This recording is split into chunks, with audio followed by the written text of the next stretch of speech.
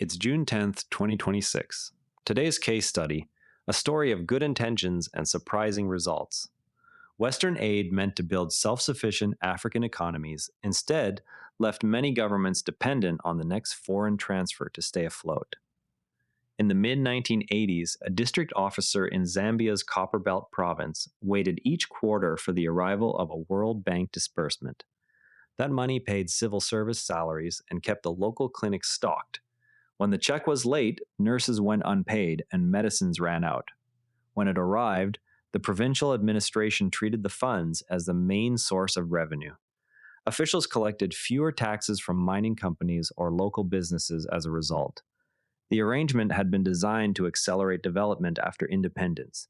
Instead, it made the continuation of foreign aid the central fact of local governance.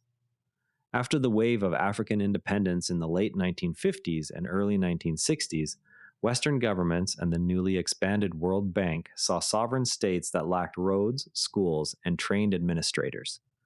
Leaders such as John F. Kennedy and later Robert McNamara viewed large-scale concessional loans and grants as the logical extension of the Marshall Plan logic. Capital and technical assistance would close the gap until domestic revenue and private investment could take over. The Cold War added urgency. Both the United States and European donors believed that visible economic progress would reduce the appeal of Soviet or Chinese influence. At the time, most African economies were still dominated by primary commodity exports. The prevailing development economics literature treated public investment financed by external savings as the necessary first stage of growth. The intention was therefore straightforward. Temporary external resources would build the institutions and infrastructure that would later render those resources unnecessary. Between 1960 and 1980, annual official development assistance to sub-Saharan Africa rose from roughly $1 billion to more than $10 billion in constant dollars. Funds were channeled through bilateral agencies, the World Bank's International Development Association, and later IMF structural adjustment programs. Early projects such as rural feeder roads in Kenya, agricultural extension in Tanzania, and port upgrades in Ghana produced measurable increases in output. Donor agencies cited these results as proof of concept. African finance ministers welcomed the resources. Few domestic revenue systems were yet capable of taxing large formal sectors. Skeptics such as economist Peter Bauer argued from the 1960s onward that aid would weaken the incentive for governments to cultivate taxpayers. These warnings remained outside mainstream policy circles through the 1970s. Over successive decades, the share of government budgets financed by aid in many countries climbed above 20%, and in some cases exceeded 40%. Because aid arrived as general budget support or earmarked project funds controlled by ministries in the capital, political elites learned to compete for donor approval rather than for the consent of citizens who paid little direct tax. Governments reduced efforts to broaden the tax base. In Zambia, for example, copper royalties as a share of revenue fell sharply while aid inflows rose.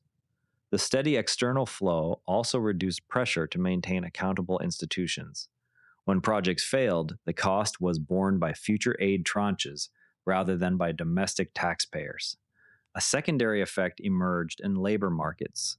Skilled administrators and engineers often moved from line ministries to the better-paid offices of donor agencies and international NGOs. This movement hollowed out local capacity. Over time, the political economy of aid itself became entrenched. Ruling parties used discretionary control of aid projects to reward supporters and to marginalize opponents. Reform, therefore, became politically costly. By the 1990s, several economies displayed the pattern of repeated debt relief followed by new borrowing, persistent low domestic savings rates, and limited growth in non-aid finance sectors. Dambisa Moyo's 2009 book, Dead Aid, crystallized long-standing academic critiques and prompted renewed public debate. Aid volumes to the region remain substantial. Some governments, notably Botswana and later Rwanda, deliberately limited aid dependence and emphasized domestic revenue and private investment.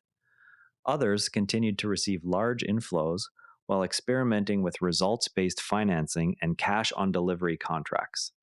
China's rise as a lender operating outside the OECD aid consensus introduced new terms and new accountability pressures.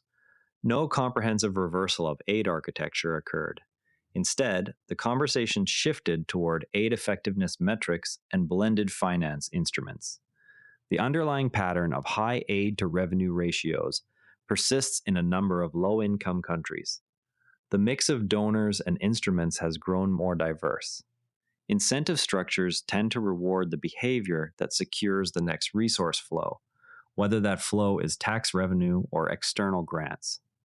When external resources consistently exceed domestic extraction, governments rationally invest more effort in managing donor relationships than in building broad tax capacity or responsive institutions. Complex systems also adapt around simple transfers. Once aid becomes a durable share of the budget, political coalitions form around its distribution and resist changes that would shrink it. The practical question for any large scale assistance program is therefore whether its design contains an explicit, time bound mechanism for the recipient to replace external funds with internal ones before dependency sets in. In current debates over climate finance transfers to low income countries, what mechanisms are being built to ensure those funds are eventually replaced by domestic revenue sources? That's unintended consequences for today. If this episode gave you something to think about, share it with a friend who'd appreciate the story. Subscribe wherever you listen, and we'll be back tomorrow with another case. And before you go, this show is part of the NARA Network, a family of daily podcasts covering tech, science, markets, and more. If you enjoyed today's episode, give OmniView a listen, a balanced daily world news briefing that takes every side seriously. You can explore the whole lineup at naranetwork.com. This episode used AI voice synthesis of my voice. Editorial selection and analysis are my own.